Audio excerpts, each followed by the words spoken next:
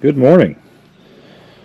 Today shouldn't be too busy of a day. I don't think so. We got this old girl pulled back up.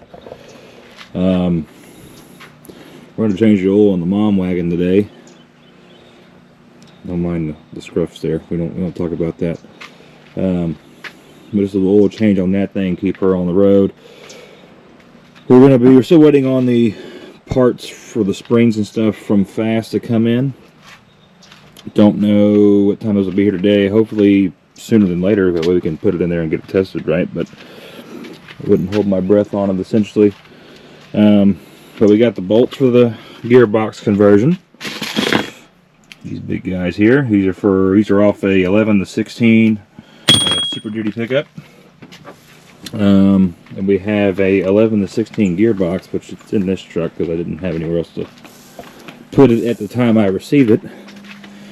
And this box, supposed to be brand new from Ford, and they got it for a good deal. Apparently, they didn't pay a whole lot of money for it. So we're gonna put that gearbox on these. Anybody who knows anything, the gearbox on these trucks is about half the size of the one on the newer trucks. The newer ones are real tough. As I stated before, all we're going to do is we're going to unhook the batteries. We're going to pull the battery box, pull the intake out. We're going to pull the battery box.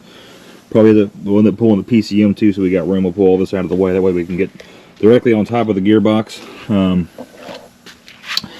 We'll definitely have to pull this wheel off for sure. And then those are the 3 bolts for the gearbox. We'll pull the tie rod end off, the pitman arm, and we got to drill out the frame because the bolts, obviously, as you can tell, those 3 bolts there are a hell of a lot smaller than these. These are 5/8 bolts. Some pretty juicy bolts here compared to the bolts that are on the factory 05 to 07 boxes. Yeah, a lot difference. So I haven't done a gearbox in a long time. Probably one of my least favorite things to do on a truck, in all honesty, because they suck. It's just really awkward to do. Got to hold them above your head, stuff like that. Been handling invoices all morning. I got a lot of people wanting some work done, which is good. As I was literally just saying, you know, like, obviously, as y'all seen in the video, we've been working on a lot of our own stuff. We did our fuel filters on the Ram, which the Ram's not here because we have the Jeep here. And we've been doing the rail pressure sensor for 3 times on the 6.4 Ford. This is one of our little side projects on our own. And then, the little work we had the turbo job on the Cummins we did yesterday, as y'all saw in the last video. Which I have a quote for another truck. It's a 2016 Longhorn Mega Cab black truck. His turbo's been out for a long time. He just hasn't done it yet. He hit me up for a quote this morning, wanting to go ahead and get it done. So I sent him a quote ticket over. Again, if you want a turbo upgrade or needing a turbo upgrade, whether you want me to install it or you want to do it yourself, give me a shout. We'll get you hooked up. Even give you a little bit better price too. Depending on the situation, save you, $100 or so, whatever. I mean, we'll save money, especially nowadays, right? Everything costs so damn much now. I mean, hell, them bolts are freaking damn near $30, almost $40 a piece. Can you believe that? $114 for 3 bolts, or $116 for 3 bolts from Ford. These. $116, like, what are they made of, gold? Jesus Christ. I mean, I expect them to be a little bit expensive because, I mean, it is Ford. It's a Ford part. I get it. Ford is Ford. But Jesus, man. That's freaking highway robbery. But whatever. So, like I said, that's what we'll be doing today. And then I got to go ship that turbo core out today at some point. So we kind of... Today probably won't be a very, very long video. It'll be kind of short. Which is fine. So hopefully, if everything goes right... I don't think the Borgeson shaft will be here in time, so ideally what I want to do is I want to get the old gearbox off. I want to drill out the frame, put the new gearbox on, get everything bolted up except for the shaft, but we all got to do is put the shaft in it. And that should be it, really. Just try to make things simple. Trying to think of what else. It's really all we got to do to this one. We're not going to fix the oil leaks on this. Pretty much voted that he's gonna wait till they get worse. It's gonna get worse at some point, but as of right now, it's not bad enough to be like, hey, I'm gonna spend a couple grand. So we're gonna leave the oil leaks on this old girl alone for now, and then And we'll just hopefully try to fix the fuel pressure issue. If the springs do not fix this thing, FAST has requested that we pull the pump off of the truck and we send the pump in and let them figure out what the hell is going on with the pump. So thankfully, you know, with this truck, it is kind of hard to get this in my possession from the customer, but when it does, it can stay. And right now, he's not in a rush currently for it, so which is a good thing for us. That way we can, you know, if we do have to send the FAST pump out, obviously the truck will be dead weight at that point, and I can't move it. So, well, I can move it, I just can't move it under its own power. So that's that. So I think what else? Oil stuff's coming in for that. We're going to finish turning down that 6.0 motor here pretty soon. We've got to get the heart transplant done on this. We'll probably be working more on this today too. Depending on how things go, it should be done with this pretty quick. So I'll probably just get that thing ready to pull out. I think that's it. Yeah, and that should be leaving here soon. RIP. Such a nice truck to be wasted by nature. It's crazy. Keep full coverage on your vehicles, people. It's worth it, I promise. Alright, well, without further ado, I guess let's get into it. No point of waiting.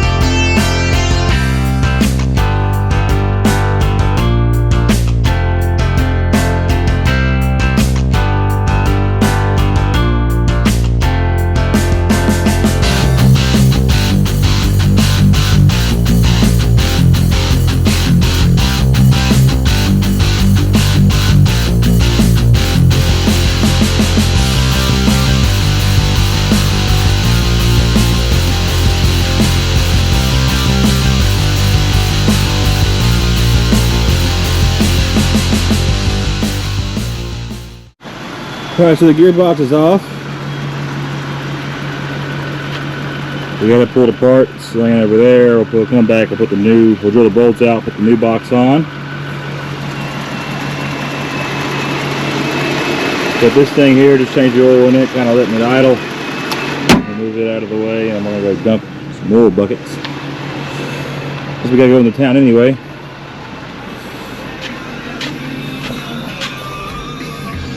Yep, got oil pressure, it's good enough. Right, how that works? Cool, that's good. We'll come back. Like I said, we'll drill them holes out. I'm sure it's going to be an absolute pain in the ass, but whatever. We'll get that done. Get the new box in. That box is kind of a royal pain in the ass. There's that airbox clip that I've lost years ago. Good to know it at least was local. And then we'll pull the steering shaft out too. We'll have to get rid of that guy. Figure out how that shaft actually comes out, because it's not like the normal ones where they bolt in the middle. So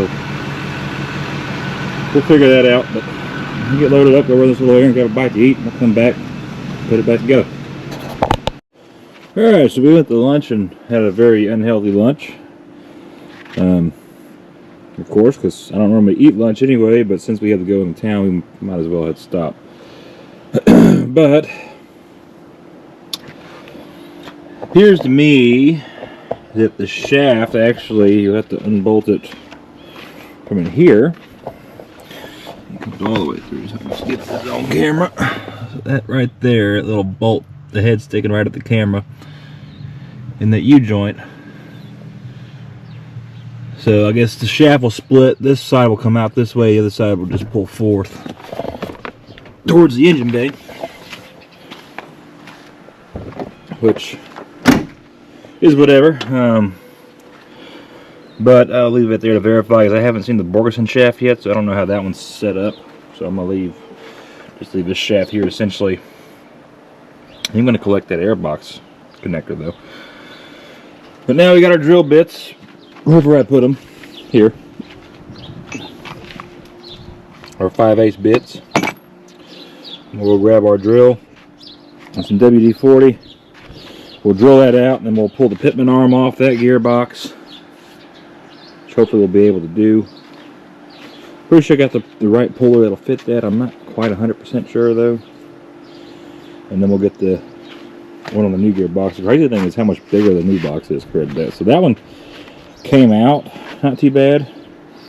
The new one I think is going to be a son of a bitch to get that thing up there, because it's kind of weird, because the low radiator hose is in the way. You get a lot more room if you drop the sway bar. You can't drop the sway bar without dropping or pulling the low radiator hose and pulling the steering damper, which I'm not a big fan of the radiator hose part, because we got to drain it. I'd rather not drain the system if we don't have to. So we're going to try to finagle it in there. I'm sure we can get it.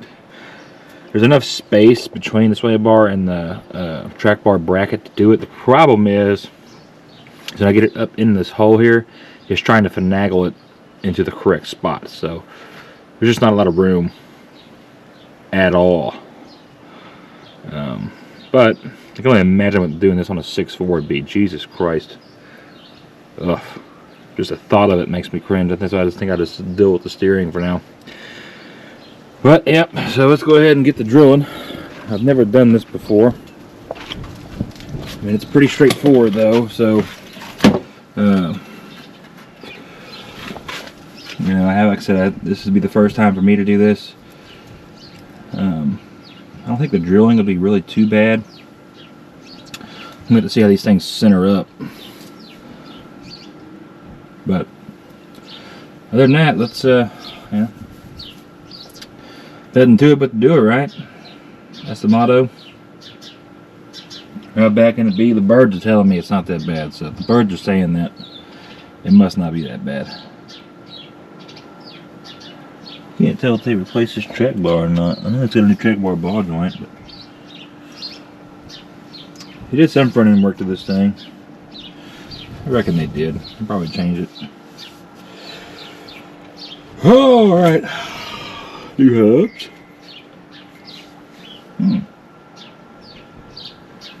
That ball joint looks original. Is it? Ooh. No, it's got a grease fitting. Huh. Maybe it's the one that was changed. And then when I bought this truck, I think there was this side that was changed and the driver's side, the passenger side wasn't, so they probably just changed the passenger side. Who knows? Oh, alright. Oh, let's get her done.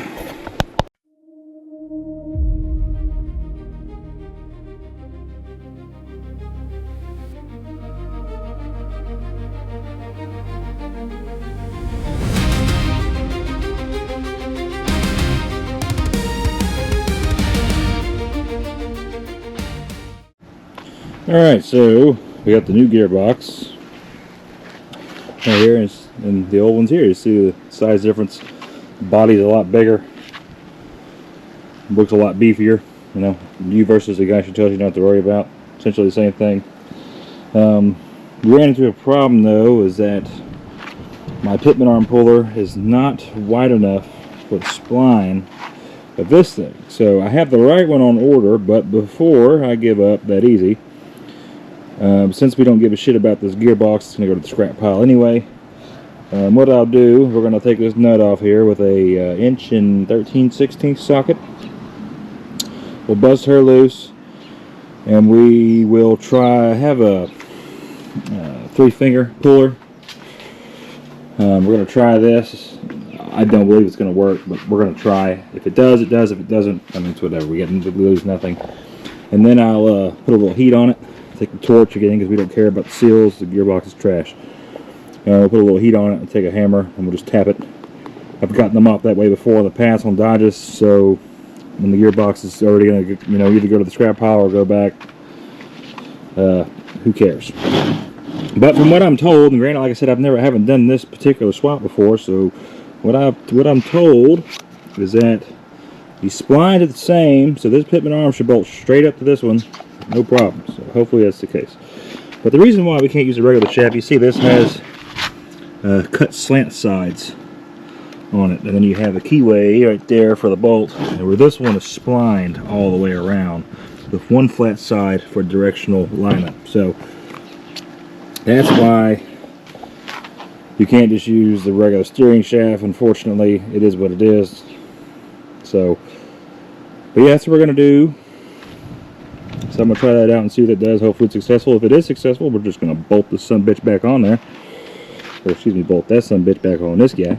And then we're going to shove the guys who told you not to worry about up in the hole and mount it up to the frame, and where it'll stay married probably for the rest of this truck's life, more than likely. Unless somebody resurrects it from the junkyard and keeps her going.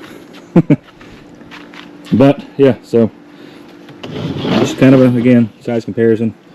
The newer 11/16 boxes are a lot more beefier than these. That is a couple things that Ford did change. So typically when they went to this, so they switched to this style front end, the single the coil spring and single radius arm in 2005. When they redid the front assembly, they put a one-piece headlight in, the nicer grille. Pretty much the rest of the truck's the same, right? Same style axles, really not a whole lot of change there. And they really haven't made a whole lot of changes to the front ends of these trucks up to 16, really. I mean, they did change the axles, so when the 6.4s came out, they put bigger axles underneath them, and same thing for 11. So the drivetrain did get a little bit of a beef up, but nothing crazy. And the problem is as these trucks get bigger and heavier duty, like you see, especially on 11 and 16s, why they had death level problems out the ass, is because there was really no improvements made to the front end of these trucks. And the biggest, and people talk shit about Dodge front ends all day, whatever. Or even really Chevy's tie rod ends. And Chevy's tie rod ends are kind of underbuilt per se, but like in 2014, Dodge redid the front end completely, and they are built. Man, I think it's probably the strongest front end build yet. Their gearboxes and their steering linkages are still a weak point, but the front ends are stout. And the biggest thing I hate with the Fords that I wish they would upgrade is on the passenger side here is this single point right here. So you have 3 points of energy on that one stem. So that's one stem here. You got your drag link from your pitman arm. You have your knuckle, and then you have the drag link that goes to the driver's side. So you got 3 points of pivot that put on that little tiny tie rod end, and that is always the first one to wear out. And when that one wears out, it'll do this. So what happens when it starts doing this? Well, then your steering wheel is going this way, and these wheels are going this way, and it goes back and forth, therefore causing a death wobble. Now the problem's not that bad on these trucks. It's really not that bad even on the 6.4s, but it's really bad on the 11 to 16 trucks, and even more so up to the Illuminati. So it's, they really should have put something stronger there. Like on the Dodges, they have two different mounting points. Before, on the Dodge, your drag link from your pitman arm went and tied into the center. I say center. It tied into the drag link shaft for the bottom line, and it was a terrible design. Now, there's one drag link that goes from the pitman arm to the knuckle, and then there's a different knuckle mounting point that goes to the drag link that goes all the way across. That way nothing is affected by either or, which is awesome. I'm glad they did that. It's proven to be far better. I just wish Ford would have done. This was great when these trucks came out. It was even great with those, with the 6.4s. They really should have beefed this up when they started going to the heavier weight classes on the newer trucks. I just wish they, shoulda, coulda, woulda. That's why they got a class action lawsuit that they'll probably blame the tire company or something, kind of like they did with the Ford Bronco 2, where they kept rolling over and they ended up blaming, was it Firestone tires, even though it was their own design flaw that caused it. But they almost bankrupted that company because they didn't want to be accountable for their own mistake. Yeah, that's Ford Motor Company for you. But I digress from that. That's a little rant there. But again, they did do some upgrades. The gearboxes are stronger. They can withstand more. They last longer. They stay tighter longer, which is good. These, again, with this truck being a lower weight class than, say, it's say 2006 to 2016 250 crew cab short bed, the 2016 is going to have a lot heavier class weight than what this 06 does. Granted, because I mean technology, it's got bigger axles, heavier truck, it can haul more, and that's why these boxes are a lot smaller than the new boxes. So you can't use the 17 boxes because the frames are completely different. That's when they went to the boxed-in frames, when they went to the aluminum bodies. So yeah. All right, I'm done talking. I don't feel like talking anymore. Like I say, we're going to try to get this off. If we can, we can. If not, I'll just wait. We'll just put it on tomorrow. Whatever. And then we'll just tear this thing further apart. So let's see what we can do. I'm sure we can get it off. You know, whatever. Let's see what we can do.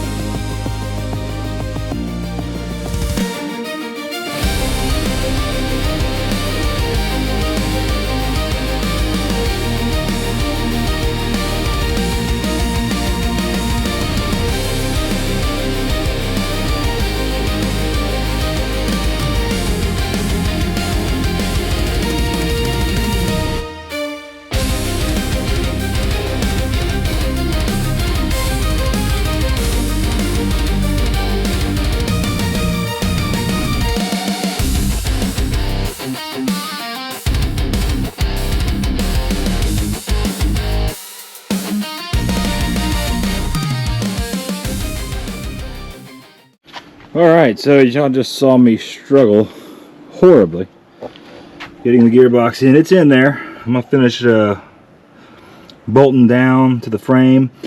And one problem that we seem to have, which is, I say problem, is I mean, it's right up on the fan shroud, which is fine. It's not going to hurt anything. But I will tell you, obviously gearbox, I've done gearboxes on newer body 4s, metal body 6.7s. And one that particularly comes to mind was a 2012 350 single wheel truck. We put a red head on it. And nowhere near as hard, right? But of course the problem with this is we're retrofitting, because we're taking a box that's bigger and shoving it in the same hole as a small box, okay? The big ones hurt. That's what they say. But this is what I get told anyway, I don't know. But it's in there. I had to fight it, and getting in the angle because of the track bar bracket, the frame cross member, and of course how this frame part right here kind of comes up. It always catches the top of this box. So, and I had to like get it, I had to shove it all, force it up, push the strand out of the way, force it up, twist it, and then bring it against the frame, drag it down, and then turn it.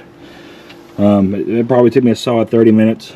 My shoulders don't feel too pleasant because of it, but all that matters is that it's in there. So just be advised, if this is something that you want to do to your older Super Duty truck, just be prepared, it's going to suck. Now granted, there are things you could do that I didn't do that make it easier for you. You pull the steering dampener all the way off, you can pull the sway bar link all the way down. There are things like that you can do which will make your life easier as far as wrestling it up in there, but it's still going to be a fight to get it within this area. So it does kind of slightly rub the radiator hose, but not, it's just barely, so not enough to really be of concern. But other than that, though, that's it. So I'm going to finish torquing it down. I'm going to crawl back underneath it. We're going to put the tie rod back in it. And then, whatchamacallit, tie rod in, get steering dampener back on. And then I'll put the hoses on, and that's it. We're done with this truck. And wherever my phones are. Let's see, right now it's 3 o'clock on the dot, so we may get a little bit of time to continue tearing into that guy, but that's where we're at. So just kind of letting y'all know. Hope y'all enjoyed watching me struggle. I haven't had something that awkward kick my ass in a long time. That thing fought. And it's really not so much the fight that's the problem, it's how heavy it is in holding it, because it's like there's no good spot to get a good grip, so you're like having to grab pretty much like a thumb or on a lip and just, yeah, it's whatever. It's all good. Ain't no thing but a chicken wing, so cool. I'm just sitting in calmness right now, relaxing. Now let's get this old girl back together.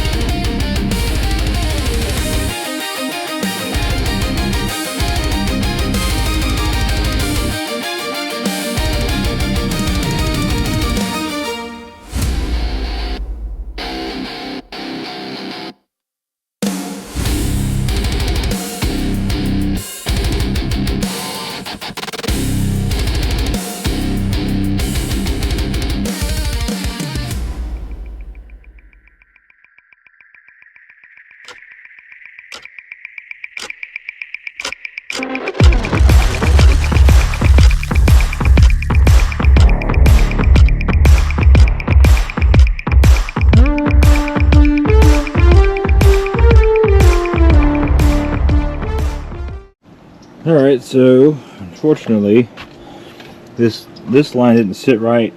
It kept spinning in there. I don't know what was up with that, so which is kind of odd.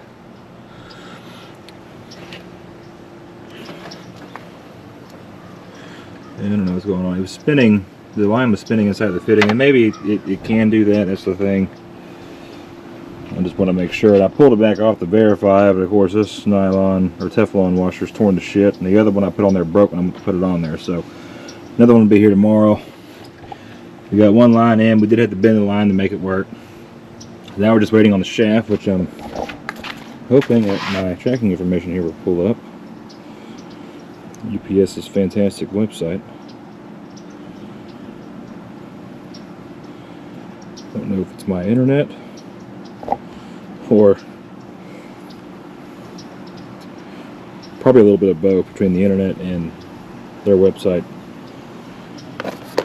Well, there it goes. It says today, so should just be here later today. So hopefully that's the case. It says up to 6 p.m. It's currently 4:30. Since I don't have the washer, I don't have the shaft, I'm gonna call it quits. Sun's about to go down. I think it's a good point to call it a day. So ideally tomorrow, all we'll have to do is come in, put the shaft in, put the hose on, put the rest of this shit back together, and of course fill the reservoir back up, fire up and runner, get the air out of the system, and it should be good to go. Should. So that's the plan. That's the plan. I'm gonna leave that there. Throw that away later. But yeah, that's it. Like I say, it's kind of a fight. I believe it's definitely worth it.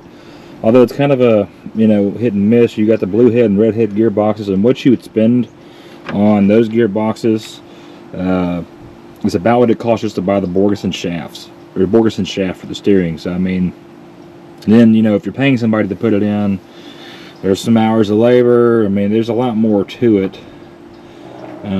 Granted, I think to buy this Motorcraft box from Ford is about $500–600, and he got it for $300. So I mean, he's not really that far negative on it, I guess, in a way to think about it. But to me, I don't know. It's kind of I mean, and of course, I know once we get it together, I mean, if this thing is like, you know, super tight and feels super stout, then I mean, by all means, and this is, to me, the way to go. But otherwise, to me, personally, it's probably more beneficial to put a redhead box in. I don't know. I guess now that I think about it, because ideally you replace the shaft too, right? So there is something to think about there. Always replace the shaft when you do a gearbox, by the way. But I guess technically the money's about the same, so I guess I take that back. So this probably is the better solution, honestly. It's a bigger box, it's beefier. If you really wanted to go crazy, you buy a redhead 11 to 16 gearbox and put it in this truck instead of buying a factory box. I guess that would make more sense, but especially if you're running like a lift kit or something, that would be ideal. But yeah, all right, I'm gonna leave it be then. It's been real and it's been fun, but it ain't been real fun. That gearbox kicked my ass, so now we're gonna leave it where she is. Batteries are of course unhooked, truck's just sitting here dead, and we'll return back to it tomorrow, and hopefully it'll be done and we can walk away. And of course the fast stuff should be here tomorrow too. Hopefully that stuff shows up, or today, excuse me. So probably going to be here about the same time, probably running with UPS too, I think. Sometimes they send it priority mail, sometimes they go UPS, but that's it. I'll see y'all in the next one. That's going to be it for this one. Till then.